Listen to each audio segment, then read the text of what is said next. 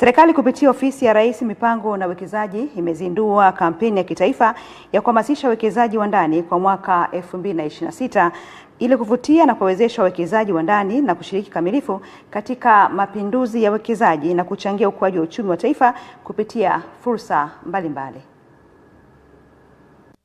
Kwa watu wajue fursa, wajue mazingira. Na napenda sana TERI wanatoa mfano mzuri kwamba kuna wenzetu kutoka nje wamekuja wamefungua hoteli hapa, wakatumia hizo fursa, wameingiza vitu kama sisi wanaita mafurniture. Tutafanya mikutano ya wafanyabiashara na wawekezaji katika mikoa, lakini pia tutatembelea wawekezaji wa mfano kwenye yale maeneo ili kuwaonyesha Watanzania kwamba kama mwenzako ameweza kuanzisha kiwanda cha kukoboa, kusaga mahindi na kupack akaweza kuuza katika nchi jirani, na wewe pia unaweza. Kwa hatua hii tunapoiona Tanzania inakwenda inafunguka, naamini kwamba mpaka mwaka 2030 kwa sababu tuna kipimo cha miaka 5 Tanzania itakuwa mbali sana kwa maana ya fursa za uwekezaji, mazingira ya uwekezaji.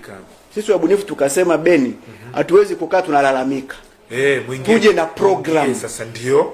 Kwa hiyo programu yetu inaitwa programu ya Tanzania Tuwekeze, ni programu ya miaka 5. Okay. Ambayo inaanza mwaka huu. In fact tumeshaanza tangu mwezi Juni mwaka huu, tunakwenda mpaka 2030. Okay. Na programu hii Tanzania Tuwekeze. Na programu hii ina maeneo hayo matatu. Namba 1, kufundisha Watanzania swala la uwekezaji. Kufundisha Tanzania kama unavyofanya hapa. Yes. Hiki tunachokifanya hii ni shule. Hii ni shule na ni sehemu ya utekelezaji wa programu.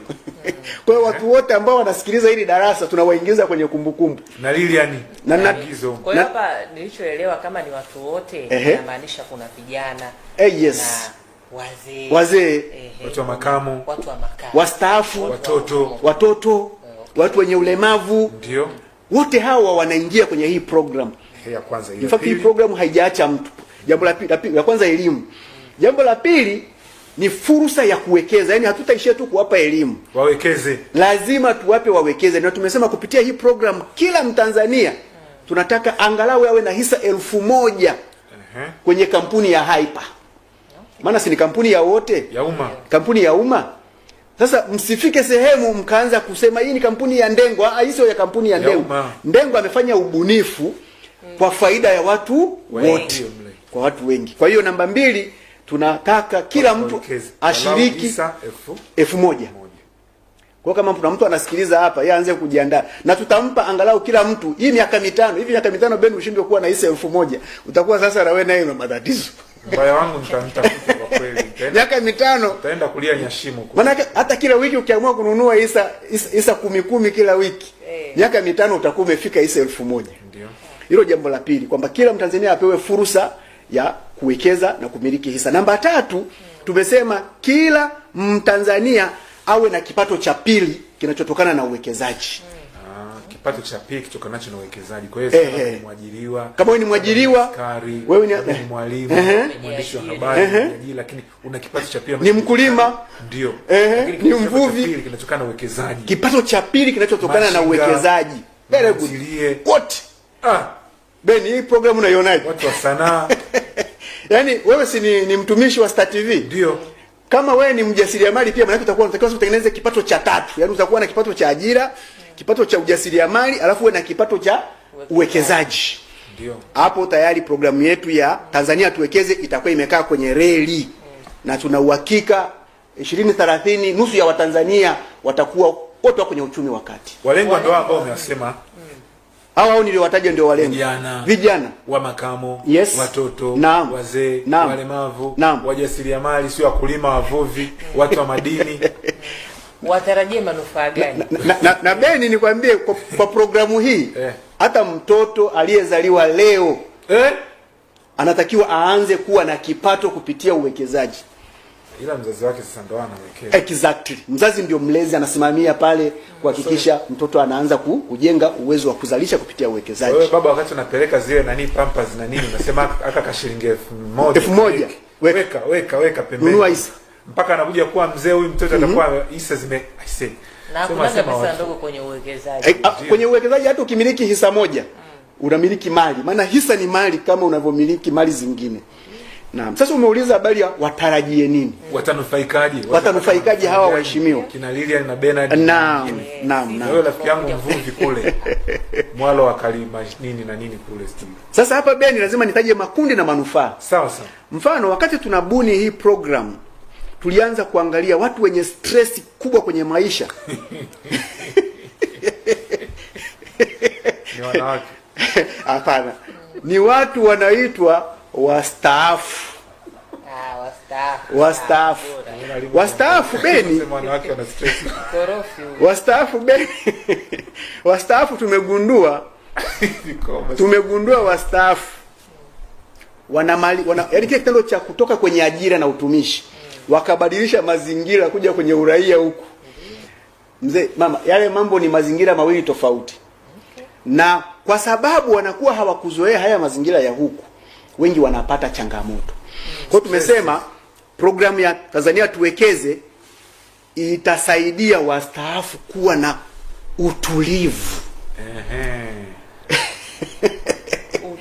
Utulivu. Pale kwenye gazeti tulisoma Shakila anafanya nini? Anazeka na utamwaje. Sasa mzee unazeka na utamu. Bado uko yani kama unaona hivi nazeka bado niko hivi anadunda. Yes. Kale kazebera kale yani kako fresh kumbe kabisa. Kwa sababu tumegundua kwamba kinachowapa wale watu stress. Ndio. Wanapotoka kwenye utumishi wamelipwa mafao yao. Mtu amelipwa milioni 100, 200, 300. Ndio. Ukweli ni kwamba kwa kukosa nidhamu na maarifa ndani ya miezi 2-3 milioni 300 kumbe ni hela ndogo sana. Zimekwisha. Maana yeye anaanza kuwaza nikifika bana kuna watu wanakuambia bana kilimo cha matikiti kinalipa. Sijui kuna biashara ya kufuga samaki, kuna biashara sijui ya gari daradara. Mayai ya kanga. Sasa nenda field ndio utajua muziki. Sasa tukasema hawa wastaafu kama hukuwahi kufanya biashara na umestaafu na milioni zako 300 400, tafuta kazi nyingi, tafuta namna ya kuzifanya zile pesa ziwepo, ila kupitia uwekezaji. Ukiweka tu milioni 3, milioni 4, milioni 5, haipati na uhakika wa kukupa kipato kama kile uliokuwa unakipata kule kwenye ajira. Haya wastaafu nimesikia. Yaani milioni 300 nenda nunua bondi, nenda nunua sijui nini. Lakini milioni 2, milioni 3, milioni 4 zinatosha kumfanya huyo mstaafu apate kipato kinachompa utulivu. Haya. Aachane na stress za kuanza kufikiria biashara ambazo hakuwahi kufanya alafu anapoteza hela. Sawa. Kwa hiyo wastaafu watarajie utulivu, na utulivu unatokana na usalama wa kiuchumi. Huwezi kuwa na utulivu kama hauna uhakika kwamba mtaji wako utaendelea kuwa salama, kama hauna uhakika kwamba kesho kipato kitaingia kinachokumaintain, kinachokufanya ubaki katika level yako ile ya kiuchumi. Lakini programu hii pia tumesema sababu tunaongelea habari ya kipato cha pili, tutarajie ustawi wa kiuchumi. Ndio. Hapa tunategemea wanafunzi walioko vyuoni. Hii habari ya kusoma huku hauna kitu cha uzalishaji, habari imeisha. Yaani wewe unaweza kuwa mwanafunzi unasoma chuo na kuna kakipato kanaingia. Sio nisoma Beni. Kwa hiyo maana yake wanafunzi kwa kupitia uwekezaji wakimiliki hisa 50, hisa 100 zitawawezesha kupata kipato kila mwezi ambacho kitawapa utulivu, kitawapa kipato ambacho wasingekipata kwa sababu hawana muda wa kufanya kazi, wako busy na masomo. Lakini kupitia uwekezaji wanafunzi walioko vyuoni watafanya uzalishaji. Na sio tu hao, wanafunzi wa vyuo vya kati vyote, wanafunzi wa high school, hata wanafunzi wa sekondari. Nitaka kuuliza ni wanafunzi gani hao? Wale wanaitwa wanachuo. Sasa hapa tuseme wanafunzi na wanachuo. Kwa tunamaanisha wanafunzi na wanavyuo. Lakini pia hii program inakwenda kuwasaidia wazazi. Ulitaja habari ya wanamama. Hii program inakwenda kuwasaidia wazazi kwenye changamoto za ada. Yaani baba na mama. Hii habari ya kusubiri ikifika Januari ndio unaanza kuwaza mawazo mengi, ada natoa wapi? Hii programu inakupa usalama na utulivu kwamba kupitia uwekezaji una uhakika mwezi wa 12 nitakuwa na 500,000 za kulipa ada awamu ya kwanza, mwezi wa 6 nitakuwa na 300,000 za kulipa ada awamu ya pili. Kwa hiyo hii programu inakwenda pia kupunguza stress kwa wazazi katika masuala ya ada. Maana programu itawawezesha kupata kipato cha pili Beni ambacho walikuwa hawakipati. Na kutokana na hii kipato cha pili maana yake tutakuwa tumeongeza uwezo wao wa kuweka akiba na uwezo wao wa kiuchumi. Kwa hiyo wazazi wanaanza kupata utulivu katika masuala ya stress za ada. Sijajua kama Lili unalipa ada, lakini sisi hapo tumeanza. Mimi nalipa ada. Hajaanza? Bado bwana. Nalipa ada. Sasa unanibishia ulikuwepo. Sisi ambao tumekuwa katika hii habari ya ada, nataka nikwambie Januari huwa ni kipindi cha stress. Taki hata kuonana. Unajua kiniangalia wewe ukasema tulipi ada. Bwana wewe usikudanganye bwana. Lakini Beni, hii program inakwenda pia kuzalisha fursa nyingi za ajira. Okay. Hii program kwa 90% inaendeshwa kidijitali. Kwa hiyo kupitia hii program tunakadiria watu zaidi ya 100,000 wanaweza wakaajiriwa na wakawa wanafanya kazi kwenye huu mradi ndani ya hii miaka 5, huku wakiendelea na shughuli zao zingine, kwa sababu 1% kubwa mradi unatembea kwenye dijitali. Sasa unajua Lili, ukishakuwa kwenye dijitali maana yake ni kwamba ukifanikiwa tu kupata dakika 10 za kupata mapumziko, ukaangalia kuna kitu gani kipya kwenye website ya Hyper, tayari utafanya kitu fulani. Na tumetengeneza product yetu moja ambayo itawabeba hawa wote, inaitwa Hyper Golden Link. Ile Hyper Golden Link ni link ya dhahabu ya Hyper ambayo iko ndani ya mfumo wa Hyper, ambayo unainunua tu kwa shilingi 2,500 na kila siku inaweza kukuzalishia shilingi 5,000, shilingi 6,000, 7,000 kulingana sasa na bidii yako. Lakini lengo ni kusaidia kusambaza hii elimu ya uwekezaji. Ile Golden Link kazi yake kubwa ni kusaidia kusambaza elimu ya uwekezaji, watu wapate elimu ya uwekezaji. Tumeandaa machapisho, vipeperushi. Sasa watu watavipataje? Tumesema kupitia hii program watu waweze kupata ajira, vijana wanatoka mashuleni wapate ajira, watusaidie kusambaza vile vipeperushi, yale majarida, ili watu wapate taarifa, elimu na fursa zinazohusiana na huu mradi. Tunakadiria huu mradi mpaka 2030 utakuwa umeajiri watu karibia 100,000. Kwa hiyo ni moja ya fursa ambayo inatokana pia na huu mradi. Kwa Beni, hii miaka 2 hii ambayo nilikuwa sivai suti, nilikuwa nafanya hiyo kazi ya kuhakikisha huo mradi unakaa katika hiyo frame. Ndio maana sasa hivi tunatembea kwenye lami suti, mradi sasa uko barabarani. Uko barabarani. Sawa, mradi upo barabarani mtazamaji. Tupo na Bwana Boniface Ndengo, ni mkurugenzi wa kampuni ya umma Hyper PLC. Naam. Na kimsingi ambacho nakiongelea hapa ni umuhimu wa Tanzania kuwekeza. Naam. Na sisi tukaona tuandike Tanzania tuwekeze. Kwa hiyo cha msingi tunakuhamasisha pia na wewe Mtanzania uone faida ya uwekezaji, si ndio? Manake kuna namna nyingi za uwekezaji. Yes. Lakini ndugu yetu hapa amekuja na ubunifu mkubwa ambao uwekezaji kwa njia ya hisa. Uwekezaji kwa njia ya hisa ukizingatia, kwa sababu kama alivyosema, hasa mimi nataka niongelee zaidi wastaafu. Naam. Kibaya ni kwamba huwa tuna zile pesa tukishazipata, inawezekana labda huko tulikuwa tunapokea labda mshahara milioni 1, milioni 1.5, milioni 2, milioni ngapi. Sasa umezipata hivi na hivi, mara moja zimepatikana zile pesa. Sasa huwa tusijui pesa wazi. Zile pesa hazina mashetani. Wala zile pesa hazina mazingaombo, ni za kwako, ni haki yako, lakini huwa tunashindwa kuzitumia vizuri. Sasa ndio maana kuna wataalamu ambao hapa wamekuja wanatufundisha jinsi ya kustaafu ukiwa nadhifu na utulivu. Naam. Sasa unaweka mzee wa watu anaanza kushangaa, yule mzee alishafariki bwana, shida nini? Pesa za mashetani zile. Pesa za mashetani. Na Beni, nimesoma kitabu kinaitwa The Richest Man of Babylon. Kwa Kiswahili nadhani kitakuwa ni Mtu Tajiri wa Babeli. Kile kitabu kinaelezea masuala mengi ya uwekezaji. Ndio. Hilo swala ulilisema la watu wanaopata pesa za mkupuo na zinapotea, huwa wanakosa mambo makubwa matatu. Moja wanakosa maarifa. Pili wanakosa nidhamu. Ndio. Tatu wanakosa mtu wa kuwaongoza namna ya kuzizalisha na kuzisumia zile pesa. Nitakualika wakati mwingine uje uelezee mambo matatu. Ni mambo ya utajiri kabisa. Kabisa. Tutamwalika nafasi aje afanue mambo. Maarifa, nidhamu, mentorship. Kwenye nidhamu hapo kuna changamoto. na mtu wa kuongoza, mentorship. Sasa hapa tumekuja tunafanya hii program inapiga yote. Unapiga maarifa, tunakufundisha nidhamu, alafu tunakuongoza. Kwa hiyo nidhamu hapo ndugu yangu, ukipata shingapi ikutana tu na chips zime akili tu inakwambia wewe. Maana inasemekana Beni, wastani kila mtu anapata hela. Yaani tunatofautiana kiwango, lakini kwa wastani kila mtu anapata hela. Tatizo linaanzia pale kwenye maarifa, kwenye nidhamu, na ule yani kukosa mtu wa kukuongoza kwamba bana kwenye hii shilingi 10,000 hakikisha shilingi 1,000 hii nunua hata isa moja inatosha.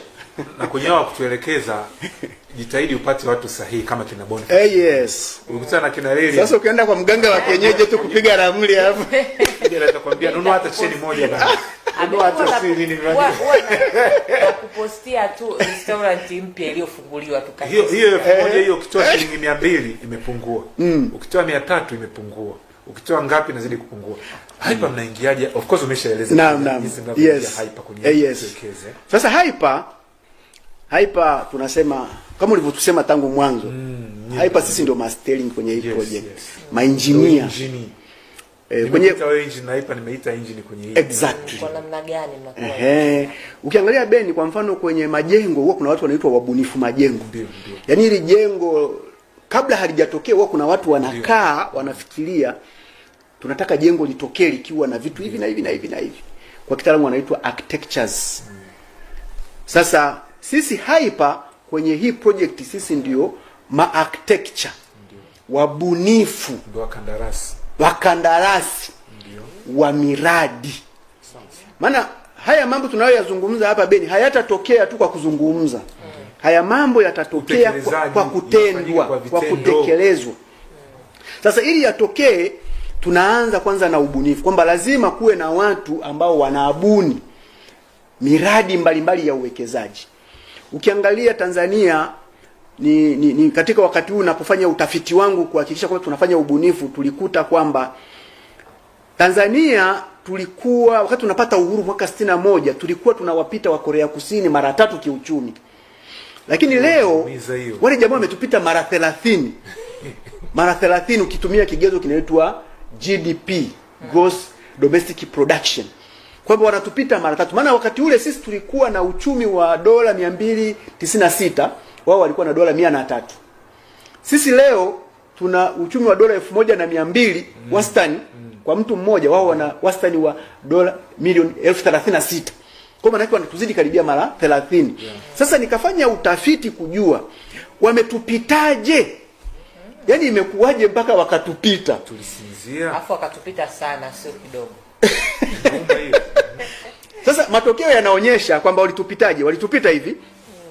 Hawa jamaa walijikita kwenye kuimarisha kitu kinaitwa masoko ya hisa. Ambayo ndio haya. Masoko ya hisa ndio haya. Ambapo sisi soko letu la hisa la Dar es Salaam ndio lilianzishwa mwaka 96. DSE. Wao la kwao lilianzishwa mwaka 2005, maana yake miaka karibia 10 mbele. Yaani sisi tulianza kabla ya wao, afu wao wakaja wakaanza baada yetu. Sasa wao walipoanza, sisi fikiria katika hiki kipindi cha miaka karibia 30 tangu mwaka 96 mpaka leo tumefanikiwa kujenga makampuni 28 peke yake kwenye soko letu. Hawa jamaa kupitia ubunifu, ndio maana nikaongelea habari ya ubunifu, wamejenga makampuni 2700 mpaka leo. Na yale makampuni, yes, kazi kubwa. Na yale makampuni ndio yamesababisha 40% ya Wakorea wakapata fursa ya kuwekeza. Kwa hiyo sisi tukasema katika mradi huu tunapungukiwa wabunifu. Kwa hiyo Hyper namba 1 tufanye kazi ya ubunifu wa miradi. Na mradi wetu namba 1 ni Hyper PLC yenyewe, kampuni kinara katika masuala ya ubunifu wa miradi. Na kupitia programu hii ya Tanzania Tuwekeze Beni, tarajieni miradi kwenye sekta ya kilimo ambayo inawaleta Watanzania kununua hisa. Tarajieni miradi kwenye sekta ya madini ambayo Watanzania watanunua hisa. Tarajieni miradi kwenye sekta ya ujenzi ambayo Tanzania watanunua hisa. Tarajieni miradi kwenye masoko makubwa ya nje, maonesho makubwa ambayo Watanzania watanunua hisa. Tarajieni miradi kwenye sekta ya usafirishaji. Serikali walisema wanataka kujenga standard gauge za kutosha, sio tu hii moja ya Mwanza Dar es Salaam. Wanafikiria pia kutanua kutengeneza matawi ya kwenda kwenye maeneo mengine ya kimkakati. Sasa yale miradi yanahitaji watu wanaitwa wabia au miradi ya PPP, private partnership, sector binafsi, partnership. Sasa watu wakisikia miradi ya PPP wasidhani hii ni miradi ya wazungu na wachina kuja kuwekeza, wajue na wao wanashiriki kuwekeza. Kwa hiyo Hyper anakwenda kubuni miradi ya PPP ambayo Watanzania tutanunua hisa na kuwekeza kwenye miundombinu, na sisi tuwe na hisa katika hiyo miundombinu na tuwe tunapata mapato. Watanzania watarajie miradi na makampuni kwenye sekta ya utalii, ambapo wazungu wakija pesa zibaki Tanzania. Unajua sasa hivi asilimia kubwa wazungu wakija Beni, makampuni mengi ya utalii yako Ulaya. Kwa hiyo mzungu analipia kule kule, yaani huko anakuja tu kuona wanyama. Kwa hiyo hela nyingi zinabaki kule, badala zibaki hapa. Sasa inatakiwa tutengeneze mchakato, ubunifu, pesa sasa zibaki hapa, zije zote.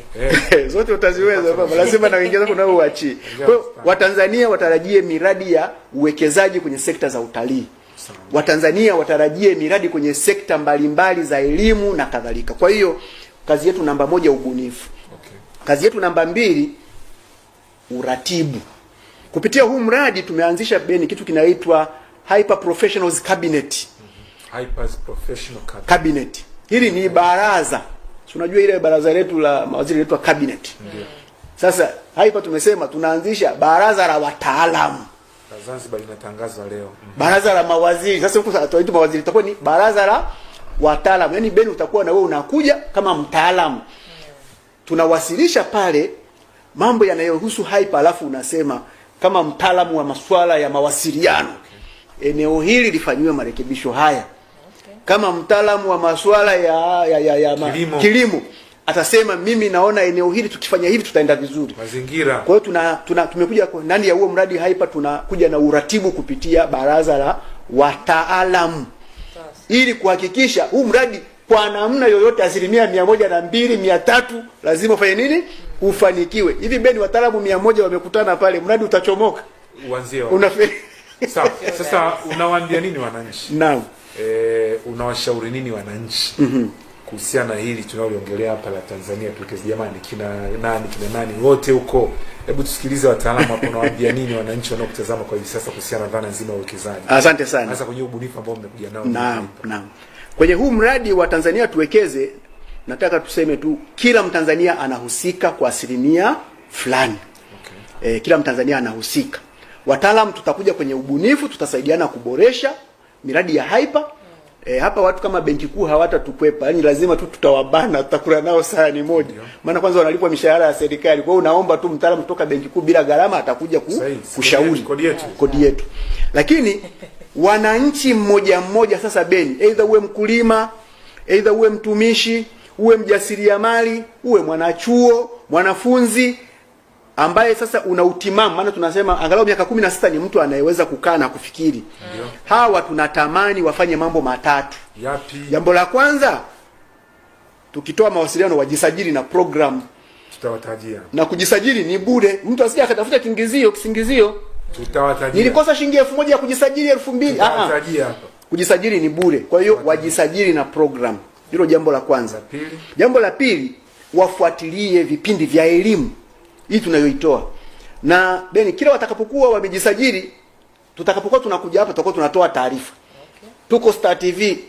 Hata leo nimetoa taarifa, nimemwambia niko Star TV. Wanapiga sana simu na message wanaandika, lakini kwa fuatilieni tunafanya kitu gani. Kwanza tusikilize kwanza maneno. Very good. Kwa hiyo wafuatilie vipindi vya elimu kama hivi. Sio mnaangalia tu muziki. Na Beni tunategemea hii program ya Tanzania tuwekeze. Tunatarajia tutaleta vipindi hapa karibia 50. Kwani utatunyima nafasi baba? Naanzaje? Wakati tunataka iwe na ukombozi wa kimaendeleo hapo sasa kiuchumi.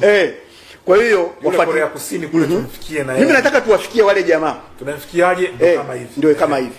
Kwa hiyo Watanzania wafuatilie vipindi vya elimu. Namba 3, Watanzania waanze kununua hisa za hyper. Alafu hili la hisa hili Watanzania jamani, badilikeni mnunue hisa. Na benki zipo nyingi hapa nchini, kuna dhamana sisi za wekezaji vitu vingi. Wakiona hisa za hyper zinawachelewesha yako makampuni mengine huko, basi wakanunue. Sasa yani wasije wakasema wakatafuta sababu. Sisi tunasema Watanzania wanunue hisa. Lakini tuanze na huku. Muanze na za hyper. Maana mimi ndio nimewaletea hii program. Sasa msiwe na roho mbaya. Muunge mkono hyper. Si hapa. Unajua mwenye naambia kaka Boniface. Nafikiri ile naye ametembea baadhi. Naam. Maeneo ambayo nimefanikiwa kutembea, bahati nzuri umetembea kutuzidi sisi na wakili. Kwa kulingana kile unachofanya nchi mbalimbali. Naam. Kule hiki unachokifanya ilikuwa yani consultation fee ambayo ulikuwa umetoa hapa. Hapa nitakiwa nitoke na 1.5 milioni Beni wakati narudi. 1.5 milioni tu. Yaani wanaotazama kipindi hapo wanatakiwa na changa. Sasa fikiria, watu zaidi ya milioni 5 wanatazama kipindi. Yes. Alafu kila mmoja alipe tu buku inakuwaje? Sasa ndio hivyo. Sasa mnapata bure kabisa. Mwende wapi? Mungu awape nini jamani? Na Beni tumefanya kitu kizuri. Kununua hisa za Hyper kiwango cha chini ni hisa hii moja ambayo ni shilingi 1000 moja. Sasa tumemaliza game hilo Beni. Sasa angalia kwenye simu yako kuna buku, kwa hivyo nunua hisa za Hyper ushiriki program ya Tanzania Tuwekeze. Sawa. Sasa naam. Hizi dakika 8 zilizobaki. Ndio. Nafikiri dakika 5 zinakutosha kuambia kupata kwa njia gani. Naam. Au sio ile? Zinamtosha kabisa. Zinatosha kabisa. Zinatosha. Haya. Sasa maana usiwatamanisha afu tukawaacha wajui wana. Usimpigie simu Lilian au Bernard. Hebu mpigie simu. Hebu wanakupataje? Naam. Nafikiri namba siku hizi mawasiliano rahisi huwa ni simu. Maana Ishuro leo itoa hii. Itakiwa tukupatie hata milioni ngapi lakini mimi na Lene tutakwambia asante. Haleluya. Sasa Beni nategemea hii shule yani inaanza kunijengea CV labda pengine miezi 3-4 ijayo nipate sasa hati ya kuitwa dokta. Maana sasa hii shule kama italeta mapinduzi makubwa jamani na mimi siniingie tu kwenye hiyo orodha ya madokta. Namwambia Lilian hapo nasubiri kuwa daktari. Sasa mawasiliano ya haraka huwa ni simu. Ndio. Kwa hiyo simu ambayo wakipiga moja kwa moja wananipata ni 0755. Nitataja mawasiliano kama matatu. Yataje. Kwa hiyo wayashike vizuri. Mawasiliano ya kwanza ni simu ya mkurugenzi wa mradi tulie naye hapa ambaye yuko hapa sasa hivi 0755 947 943 0755 947 943. Sasa hiyo akipiga atanipata ili tuzungumze. Lakini ngoja kwanza. Mtazamaji, ukitaka kupiga simu kuongea na mtaalamu wetu ambaye kimsingi sisi hatujamlipa chochote. Wameshaanza kupiga. Wewe unatakiwa umpigie simu uongee naye moja kwa moja. Haya ambayo ameyasema uwekezaji yote. Namba yake ni 0755 947 943. Lia nimekosea? Hujakosea. Au ni ipi? Irudie. Nitaje kimawasiliano. 755 94 79 43. Maana unaweza unasema bei sasa amesauti. Mpigie sasa hivi kwa sababu bado yupo kwenye kipindi. Lakini tumeona sasa. Hiyo wasiliano la kwanza. Kumbe ujumbe umefika. Wasiliano la pili. Kama anataka kujisajili na mradi moja kwa moja, yani bila kupita kwenye hii simu. Tumetengeneza menu maalum ya kujisajili inaitwa menu ya Hyper. Inakuaje? Unapiga nyota. Sasa hii inawafaa wote hata kama hauna internet unatumia. Kiswaswadu unakubali. Nyota 149. Nyota 46. Nyota 23 alama ya reli. Hebu rudia kwamba ni nyota 149 nyota 46 nyota 23 alama ya reli. Beni hiyo akipiga automatically anajisajili na mradi. Yaani kama upo Nyashimo, upo Kilimili ile kule, upo Swika Toma, upo Swika Konko, kule si uko wapi Malinyi kule ndani, uko Kiomboi. Chukua simu yako, yani sio lazima uwe na simu ya hivi.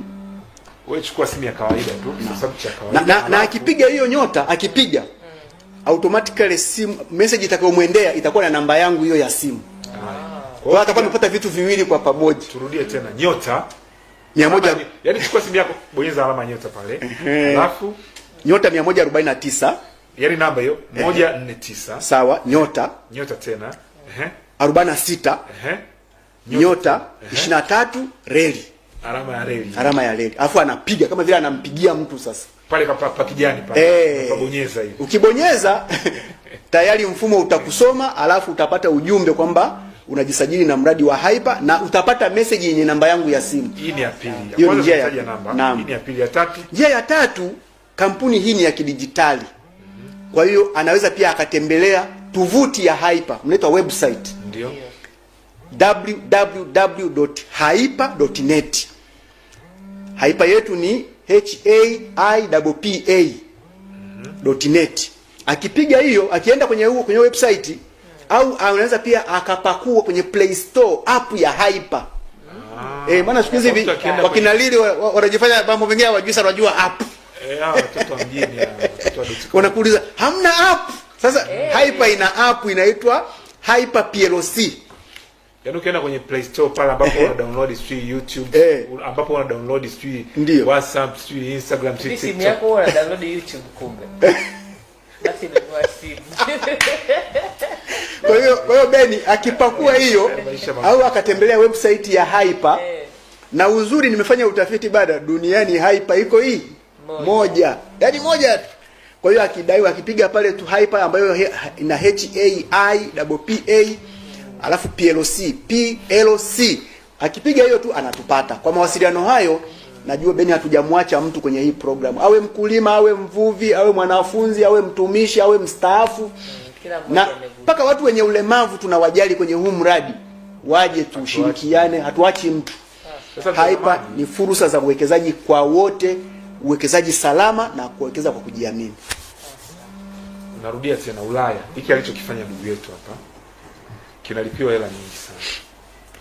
Nusu saa tu hela nyingi sana. Dakika 20 hela nyingi sana. Lakini sisi leo jamani tumewaletea hapa bure. Aweze aongee na nyie, afundishe. Sasa mwisho wa siku ni nyie kuamua kama mnataka maendeleo au hamyataki. Namba wanataka kwenda kwenye uchumi wakati wa milioni 1 mpaka milioni 3 au wanataka kubaki kwenye 200,000. Namba 07 namba yake narudia tena. Japokuwa mmeipata hapo. Maana mtaanza kunipigia simu kuniuliza, msiniulize mimi kinyi kina Yohana, umpigie huyu 0755 947 943 au chukua simu yako ndogo, bonyeza nyota 149 nyota 46 nyota 23 alama ya reli. Waende mjini kabisa. Lilian. Haya, asante. Mimi ni Lilian Rubuga. Kwenye mitandao yangu ya kijamii unanipata kwa jina hilo hilo. Instagram official Lilian Rubuga, mitandao mingine yote ya kijamii Lilian Rubuga. Kesho pia nayo ni siku happy TBT. Kaka Boniface tukushukuru sana. Asante sana Ben, asante Lili. Kwa kweli nimefurahi. Nadhani nimetimiza wajibu wangu kidogo kwa nchi yangu. Sana. Yaani wakati unaondoka hapo kwa unatakiwa unapewa na nishani kabisa kitu kubwa ambacho kwa sababu unajua vitu kama hivi ndio wa Tanzania lazima wavizingatie. Umesema vitu vizuri, wafuatilie vyombo vya habari. Naam. Lakini wajifunze, lakini zaidi wawekeze. Exactly. Wanunue hisa, naam. Sasa mtazamaji, kilichobaki ni kwa kuweza kumpigia simu. Ndio hii hapo, labda nirudie mara ya mwisho, ni namba 0755 947 943 au bonyeza nyota 149 nyota 46 nyota 23 alama ya reli. Utaweza kumpata moja kwa moja na umuulize mengi kuhusiana na hiki ambacho Kizuri amekieleza kwa siku ya leo. Hatuna la ziada bila shaka. Asante sana. Sawa. Basi kwa niaba ya Lilian, Lucy, Jovin pamoja na Alex na Lavit Haguye. Lakini kwa niaba yako ambayo umetazama kipindi hiki mwanzo mpaka mwisho, tukiwaomba sana mwekeze ili tuweze kupata maendeleo katika maisha yetu ya kila siku. Kwa niaba pia mgeni wetu ambaye ni Bwana Boniface Ndengo, yeye ni mkurugenzi mtendaji wa kampuni ya Uma Hyper PLC na mtaalamu mbobezi kabisa katika maeneo. Siku nyingine tutamwalika aje aelezee mambo matatu ambayo amesema. Ukiwa na pesa uyazingatie vizuri zaidi mambo haya matatu, atakuja kueleza kwa kina. Hatuna la ziada. Jina langu ni Bernard James BJ. Asante, tuwekeze na ndugu zetu. Twende mjini. Waweze kukaza. Unaona simu zinapigwa nyingi sana. Asante na Program ya Tanzania Tuwekeze. Sisi ni kampuni ya Uma Hyper PLC. Tunabuni miradi ya uwekezaji jumuishi. Tunaelimisha na kushauri umma kuhusu hisa na uwekezaji. Tutembelee kupitia www.hyper.net au piga nyota 149 nyota 46 nyota 23 alama ya reli.